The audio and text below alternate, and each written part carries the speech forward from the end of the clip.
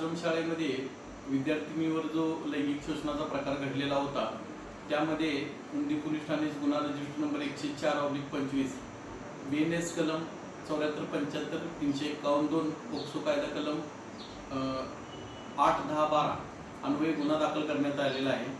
सदर गुन्ह्यामध्ये सदर आश्रमशाळेचा मुख्याध्यापक हाच आरोपी असून त्यास आम्ही तात्काळ अटक केलेली आहे।